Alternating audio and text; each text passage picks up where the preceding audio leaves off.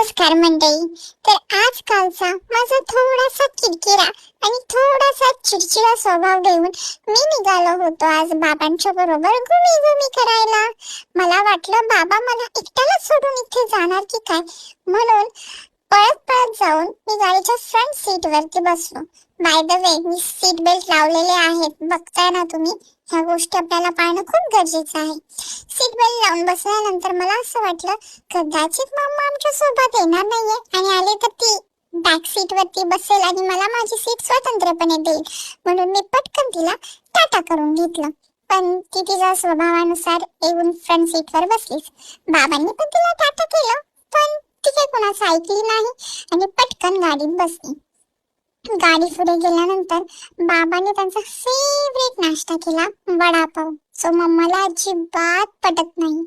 मम्माच्या मांडीवरती बसून घुमी करत लल्ला लल्ला लल्ला गाणं म्हणत मी निघालो माझ्या टूर वरती. बाय द वे, छोटीशी टूर होती, मी लोकेशन सांगणार नाही.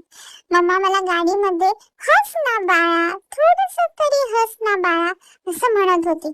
पण याच गोष्टीला बगल देऊन मी कॅमेऱ्याकडे बरोबर इग्नोर करत होतो.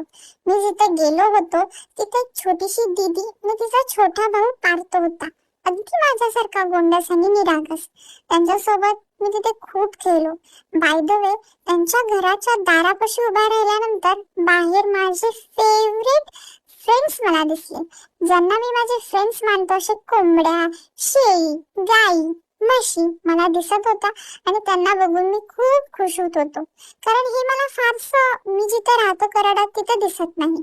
माघारी येताना मम्माने माझ्यासोबत एक रील बनवली, पण त्यातही मी इग्नोरच करत होतो.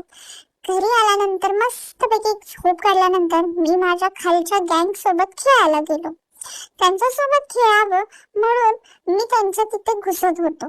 किमान मला अर्धा लिंबू म्हणून तरी घ्यावं म्हणून मी तिथे मध्ये मध्ये करत होतो.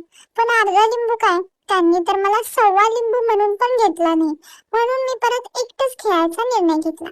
चलो टाटा बाय बाय.